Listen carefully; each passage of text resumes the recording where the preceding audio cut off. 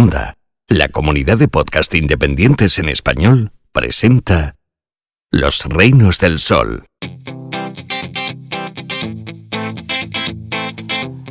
Los Reinos del Sol, reporterismo en China y Corea, por Sara Romero.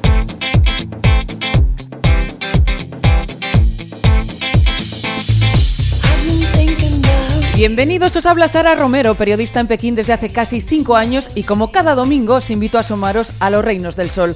Hoy en esta ventanita hacia Asia nos detendremos en China para hablar con Antonio Broto, o Chino Chano, como se llama su blog. Antonio lleva 17 años en Pekín, en la agencia EFE, y tiene un sinfín de historias que contarnos, así que poneos cómodos, ajustad bien el sonido, que hoy tenemos invitado.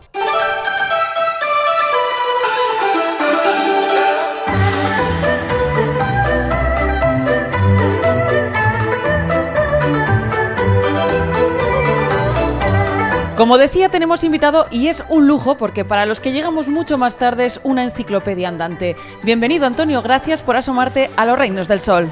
Hola Sara, pues muchas gracias por darme un espacio en tu programa, es un honor y ya tenía ganas de salir en algún podcast porque me paso el día escuchándolos, así que pues mira, por una vez voy a estar en uno. Pues ha llegado la hora, 17 años en China contando la actualidad en la agencia EFE. Y también has contado esas pequeñas, grandes historias que no salen en los medios, pero que se leen en tu blog y has conseguido enganchar a tantos lectores, a tanta gente interesada en conocer este fascinante país en el que vivimos. Tu blog, de hecho, ha ganado varios premios. Quería preguntarte dónde está el truco para ese éxito hablando de un país tan desconocido y sobre el que pesa tanto tópico. Pues bueno, yo siempre pongo en duda lo del éxito. Yo creo que tampoco es que sea un blog mayoritario. Me temo que China sigue siendo una gran desconocida para los lectores españoles e hispanoamericanos y no son tantos los que me leen y cada vez son menos, desgraciadamente, porque los blogs pues ya no tienen la popularidad que tenían hace 10 años. Pero bueno, si consideramos un éxito relativo, pues quizá los secretos son la constancia, estar escribiendo pues todas las semanas desde hace más de 10 años, ahora quizá con un poco de menor frecuencia que antes, pero vamos, intentar sacar siempre algo nuevo, creer en lo que haces, hacerlo a gusto, hacer temas que te diviertan. Y bueno, pues yo creo que eso es todo, no hay más secreto. En una entrevista que te hicieron cuando te dieron el premio en Berlín, ¿puede ser? Decías, o al menos te citaban, que en tu blog pretendes desdramatizar la realidad china. Uh-huh. ¿Esto qué significa? Bueno, pues significa lo que yo creo que todo el mundo que vive en China, españoles, hispanoamericanos, ven, que esto no es solo lo que sale en las noticias, no es solo censura, problemas de derechos humanos, conflictos marítimos. Desde luego esto pues es importante y hay que conocerlo, pero el que vive aquí pues no es su día a día. Hay otras muchísimas cosas aquí muy interesantes, como me imagino que le pasará a un americano que dirá, jolín, no todo es los tweets de Trump, ¿no? También hay muchas otras cosas que ver y yo creo que para eso es un buen complemento, pues gracias a Internet, pues los blogs, las redes sociales y todo esto. Y bueno, la verdad es que con el paso del tiempo esta forma de pensar y de escribir yo creo que se ha traspasado a veces también a los medios más convencionales, ¿no? Que ya no solo publican estas cosas, sino también pues tendencias, también curiosidades y cosas insólitas, ¿no? Que yo creo que China tiene de sobra. Sí, tiene de sobra y a veces incluso se tiende a la fricada, ¿no? Sí, bueno, sí, pero a veces lo que para ti es una fricada, para ellos no lo es. Por ejemplo, yo ahora estaba preparando un tema sobre las granjas de cucarachas. Uh-huh. Y claro, esto lo lee un español y va a decir, jolín, qué cosa más rara, pero aquí en China realmente existen, son enormes, hay muchas y producen grandes beneficios, ¿no? Claro. A las farmacéuticas, sobre todo, que son un sector enorme aquí. O sea que, bien, ¿es una fricada? Pues quizá, pero es una fricada que conviene conocer y quién sabe, igual a nosotros también nos convencen de que las cucarachas son un ingrediente necesario para nuestra salud. En estos 17 años aquí, que se dicen pronto, te habrá tocado cubrir de todo. Yo te voy a pedir que me digas 3 noticias o 3 coberturas que sean, por diferentes razones, las que a ti más te hayan marcado o las que no se te olvidan, digamos. Uh-huh. Bueno, la primera sale enseguida a mi mente, es el terremoto de Sichuan, del que se van a cumplir la semana que viene 10 años. Pues es algo pues muy impactante para mí haberlo vivido. Fueron momentos muy emocionantes, algunos muy duros, otros muy también los recuerdo como pues no sé, el llegar allí al sitio del epicentro con todas las carreteras cortadas, pues también así como una aventura, ¿no? ¿Cuánto tardaste en llegar al epicentro? ¿Te acuerdas? Pues creo que fueron bastantes horas. No te sabría decir porque un poco la noción del tiempo, pero fue en el mismo día, ¿no? O sea que tampoco... Vale. Pero hubo que ir un rato en un barco con los soldados del ejército, que además... Es que fue muy emocionante esa época porque como los soldados ayudaban a los periodistas, cuando otras veces las autoridades chinas te dificultan mucho, pero en aquella ocasión hubo cierta tregua, o sea, los soldados chinos te ayudaban a llegar a los sitios, hablaban contigo y hubo cierto aperturismo informativo que ya sabes que aquí en China se aprecia. Luego, después de esa travesía por el río, fui un rato por una carretera en la que de vez en cuando veías un coche aplastado por enormes rocas y luego pues ya llegué al epicentro y estaba todo destrozado, sí. Por recordar, ¿puedes recordarnos un poco cuántas víctimas, si te acuerdas? Sí, hubo 90.000 muertos y desaparecidos. Nunca sabremos exactamente cuántos. Es uno de los terremotos más graves de los últimos 200 años, aunque en China hubo otro todavía más grave en Tangshan, aquí cerca de... 41 ya. Sí, 42, es un terremoto porque además el terremoto de Tangshan se produjo poco después de que yo naciera. Entonces yo siempre comento que en los diarios, en las portadas de los diarios de todo el mundo, el día que yo nací, la portada sale este terremoto de Tangshan. Cuando a veces digo en broma es que estaba predestinado para China, pues salen cosas. Porque el terremoto fue a finales de julio, pero porque se intentó, por supuesto, tapar durante unos días la tragedia. Hasta el 2-3 de agosto no salió esta noticia, en el año 76. En el año 76, bueno, yo creo que muchos chinos pensaron que les había caído una maldición. Sí, eso porque es. Fue... Y muchos decían, por supuesto, esto es superchería, ¿no? Pero todos decían que era una maldición que recibían por los años de la Revolución Cultural. Entonces, en ese mismo año se murió Zhou Enlai a principios de año. Tuvieron el terremoto de Tangshan y eso fue en julio y se les murió Mao Zedong en septiembre. Entonces, pues había esa forma de pensar. Y en el año 2008 también hubo cierta magufería en este sentido porque además del terremoto de Tangshan fueron las protestas tibetanas. Luego el Año Nuevo chino a principios de ese año fue desastroso porque quedaron casi todas las líneas férreas bloqueadas por la nieve, entonces se quedaron millones de personas en las estaciones de tren bloqueadas. Tuvo que ir el primer ministro de entonces, Wen Jiabao, a la estación de Cantón para pedir a la gente que no hubiera pánico, que se marcharan a sus casas porque los trenes estaban parados. Así que el año 2008 fue muy, muy intenso. Y luego los Juegos Olímpicos. Sí, quizá yendo a lo fácil, como estábamos hablando de las 3 noticias más importantes, pues quizá los Juegos Olímpicos de Pekín también en ese año pues sean otro gran momento intenso, aunque yo en teoría no los cubría oficialmente porque de esto se encarga la sección de deportes de la agencia F, pero pues nosotros aquí tuvimos que hacer todos los preparativos. Yo me acuerdo de haber ido a la ceremonia de colocación de la primera piedra del estadio del Nido, que mira ahora cómo está de grande. Y luego asistí a, pues no sé, la final de baloncesto entre España y ¿quién era? Estados Unidos, la final de hockey entre España y Alemania, muchas cosas y bueno, también escribía algunas cosas, pero un poco así de color, ¿no? Pues más cosas más anecdóticas, pues recuerdo como justo en aquella época Rusia había invadido a Georgia, entonces fui de casualidad a un combate de lucha libre, que si no es porque tienes pase de prensa no vas, a no ser que seas un gran aficionado a este deporte.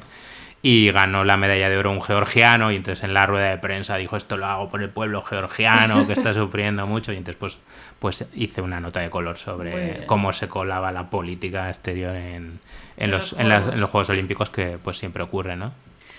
Vale, bueno, el terremoto de Sichuan, los Juegos Olímpicos, claro, eso tiene que ser una experiencia, pero entonces te doy 2 más. Quedan 2. Pues ya me estaba costando hasta encontrar uno más. Venga, 17 años. Claro, sí, pero es por eso, pues... Mira, también por ir a lo fácil, una cosa reciente, el discurso de 3 horas y media de Xi Jinping. Aunque no lo entendía y aunque era aburridísimo, pero yo creo que, no sé, lo equipararía a estar escuchando a Fidel Castro dando esos discursos también kilométricos que que dicen que solía hacer, así que pues fue un poco el símbolo de cómo Xi Jinping se quiere convertir en el nuevo Mao, que luego pues se ha confirmado un poco con este cambio que ha habido en la Constitución para que él esté todo el tiempo que quiera.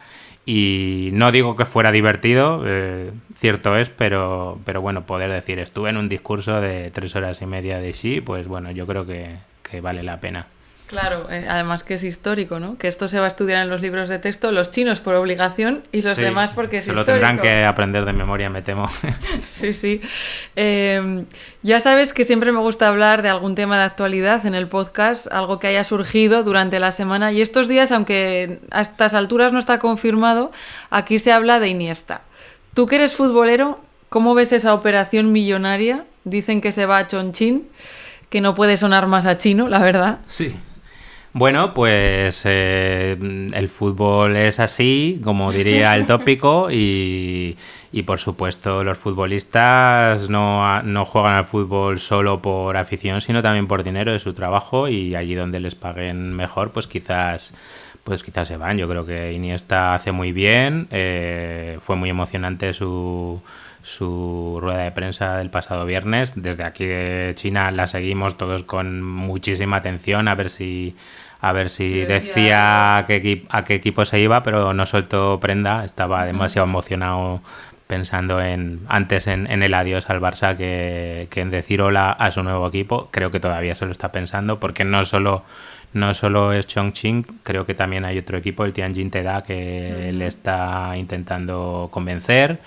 Así que, bueno, por supuesto me encantaría que Iniesta jugara en China y, bueno, que diera aquí un poco de su enorme fútbol. ¿Tú has estado en Chongqing? Sí, he estado una vez en el año 2013 y me pareció una ciudad fascinante, de las que más me gustan de China, no por bonita, sino por friki. Pues está situada en un lugar muy curioso de China, en la afluencia entre el río Yangtze, que es el más largo, y otro de cuyo nombre no me acuerdo ahora mismo, y es un lugar con muchísimo desnivel. Se parece en este sentido a Hong Kong, que mucha rampa, hay que subir y bajar todo el rato para moverse por ella. Pero allí los desniveles los intentan superar mediante pues puentes escherianos, casi diría, escalera de caracol, los métodos para subir y bajar son increíbles. Para ponerte un ejemplo, la zona de marcha de Chongqing del centro, por lo menos la que había cuando estuve yo, está en un acantilado y son 10 pisos. Son 10 pisos a lo largo del acantilado, y en el último piso hay un barco pirata. ¿Qué dices? Sí, esto es un ejemplo de lo que es Chongqing. Haznos una ruta que se salga de lo típico, de Pekín, Shanghái, Xi'an. Claro, hay que verlas, ¿no? Ya mucha gente también ha viajado a Jiangsu, los arrozales. Sí. Pero tú, ¿qué otras rutas nos propondrías? Pues yo siempre promuevo mucho la provincia de Gansu, que es una gran desconocida, y a mí me encantó. Solo he estado una vez y hace más de 10 años, pero me gustó mucho. Allí tienes el río Amarillo, que pasa por... de hecho, la provincia es muy alargada y es como que recorre el curso del río Amarillo. Es llamado el corredor de Heshi, creo que se llama. Y tienes en el sur zona tibetana, tienes el monasterio de Labrang, que es el mayor monasterio tibetano de China. Son muy típicas las fotos de los monjes con esos penachos amarillos, aunque cuando fui yo no los llevaban puestos, desgraciadamente. Y luego tienes en el norte las grutas de Mogao, llamadas la Capilla Sistina del Budismo, preciosas. Aunque está muy limitada la entrada, solo puedes ver, creo, no me acuerdo si eran 4 o 5 de todas las que hay. Es un poco como cuando vas al Valle de los Reyes de Egipto, que para que no se gasten mirándolas los turistas, limitan mucho la entrada. Así que, y además yo creo que si vas una segunda vez no vas a ver las mismas que en la primera vez. Que las van cerrando y abriendo otras. Sí, exactamente. Y luego tienes muchos pueblos musulmanes, herencia de la Ruta de la Seda, con minaretes muy altos, que no hace falta, yo creo, pasar por ellos, pero mientras viajas a Mogao los ves y pues te parece estar ya en Asia Central, ¿no? Y eso, rememorar los viajes de Marco Polo, no sé. Claro. Te pones ahí a fantasear. Sí, claro. sí. Te voy a pedir ahora que hagas memoria y que pienses en cuánto ha cambiado China en tus teletipos, en las historias que tú escribías cuando llegaste, que serían de X temas, si había uno que predominaba, y ahora de qué se escribe más, que eso te lo puedo decir yo, que es las nuevas tecnologías y la inteligencia artificial. Sí. Pues yo recuerdo en los primeros años que la noticia que más se repetía eran los accidentes mineros. Hacíamos una noticia de accidente minero casi cada día o casi cada semana, y pues y eso que solo dábamos las más graves, a lo mejor de más de 10 muertos. Sí, moría muchísima gente, y en esto sí que ha mejorado. Antes creo que había unos 4.000 muertos al año, y ahora pues se ha bajado quizá a 200, 300, y era, o sea, todos los días la noticia de accidente minero. Luego también en esos primeros años había muchas noticias de refugiados norcoreanos que se habían escapado de su país y intentaban entrar en las embajadas de Pekín. Incluso, Pekín. Incluso uno de los mayores intentos de refugiamiento, no sé si esta palabra es correcta, fue en la embajada de España en Pekín, que se colaron más de 20. Esto. Bueno, se colaron más de 20 norcoreanos en la embajada y pasaron unos días allí. Supongo que tuvieron que negociar los gobiernos de China y de España, y al final se optó por una solución que se solía optar en todos estos casos que hubo, que era no los llevaban a Corea del Sur porque quedaba muy como que estaban ofendiendo al viejo aliado Corea del Norte, sino que los llevaban a Filipinas. Se iban a Filipinas, y luego ya en Filipinas, cuando ya no había tanta atención hacia ese grupo, sí que volaban a Corea del Sur pasados unos días o unas semanas. Eso se hacía en todos los casos. Madre mía, Era también el año 2002, que era el Mundial de Corea y de Japón, y yo creo que muchas organizaciones activistas de derechos humanos movieron para que pues hubiera muchos casos de estos, para concienciar sobre la situación de Corea del Norte, que bueno, ¿quién lo iba a decir? Ahora se habla mucho más de Corea del Norte que con aquella campaña, pero bueno, la verdad es que hubo muchos casos en aquel entonces. Muy bien. Después de 17 años, ¿hay cosas que te siguen sorprendiendo en este país? En tu día a día, por ejemplo. Esta semana ha aparecido en la prensa una noticia sobre la utilización de la tecnología para leer la mente de las personas, que está siendo utilizada en las fábricas para aumentar la productividad, que está también en los hospitales para que los pacientes no se pongan nerviosos y ataquen a enfermeras y médicos. De repente lees eso y dices, madre mía, llevo en China casi 20 años y no me había enterado de esto y ahora siento miedo, ¿no? O sea que sí, claro que hay cosas que te sorprenden, por supuesto. China es un país en constante cambio, que está evolucionando muy rápido, sobre todo en algunos temas tecnológicos, y de repente te sorprenden, sí, sí. Y del principio de alguna interacción con tus vecinos o así, porque por ejemplo a mí el hecho que lo primero que te pregunten es ¿Ni chifan lama? ¿Has comido? Dices, ¿me querrá invitar a comer? Y en realidad el día que le dije no he comido, no me invitó. Y ya me explicaron que es que si has comido es que estás bien, ¿no? Sí. Alguna cosa de estas así que... Pues no sé, bueno, a ver, por ejemplo, ayer un señor de 60 años al que no conocía de nada me dijo, eres muy guapo, no sé, esas cosas, que en China no es bastante frecuente, ¿no? Que te diga a alguien eres muy guapa, eres muy guapo, sin ninguna segunda intención, ¿no? Pero a veces, pues no sé, quedas un poco sorprendido, dices, mira, ya he ligado esta noche. ¿Y qué es lo mejor y lo peor de China para ti? Según tu experiencia, según tu opinión. Voy a empezar por lo peor, venga. Que me parece más sencillo. Lo peor, siendo periodista, es lo difícil que es conseguir información en este país. Además, en esto sí que no ha cambiado. Más de 15 años después sigo pensando que es dificilísimo que en una entrevista la gente se abra, que diga realmente lo que piensa. Primero que te conceda una entrevista a un medio extranjero, o sea, muchos de ellos tienen miedo directamente de hablar a los medios extranjeros porque nunca se sabe, ¿no? qué puede pasar. Luego, pues lo que se publica en la prensa china es pues cada vez más propagandístico y muchas cosas que se ocultan, así que pues lo que es estar realmente informado aquí en China es muy difícil y es quizá lo más complicado, y más siendo periodista, pues a veces es un poco frustrante, ¿no? Decir, jolín, con todos los años que llevo aquí y a veces pienso que estoy dentro de una caja y que no me entero de nada. Y a ver, lo mejor, pues vamos a ver, pues lo mejor...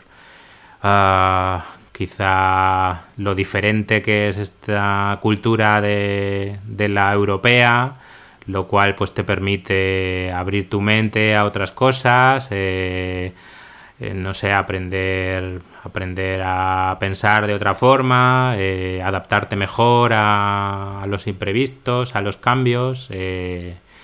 No sé si quizá eso sería lo mejor. Igual es un poco demasiado generalista, pero bueno, es por no decir el Kung Pao Chitin, que el Kung Pao Chitin quizá es lo segundo mejor. Explicamos que el Kung Pao Chitin es un plato... pollo con cacahuetes. Exacto, el pollo con cacahuetes, que según me contó a mi profesora de chino, me dijo que ese es el plato favorito de todos los extranjeros, como diciendo, no me estás contando nada nuevo. Sí, pero yo a veces voy con amigos chinos y también lo piden, o sea que claro que no sí. solo es nuestro, también es suyo. Pues muchísimas gracias, Antonio. De verdad ha sido un placer tenerte en este podcast porque aportas experiencia, sabiduría y bueno, que es un gusto escuchar tus anécdotas, tus análisis. Así que muchísimas gracias por asomarte a los reinos del sol. Bueno, pues un placer y yo seguiré escuchándoos. No me he perdido ningún capítulo y espero que esto continúe por mucho tiempo.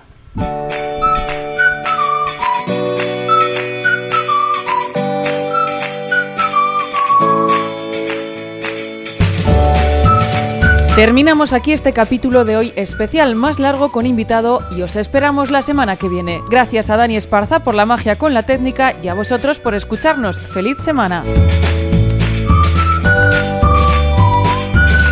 Este episodio ya ha terminado. ¿Te ha gustado? ¿Quieres escuchar más? ¿Quieres descubrir nuevos podcasts? Te esperamos en cuonda.com, la comunidad de podcast independientes en español.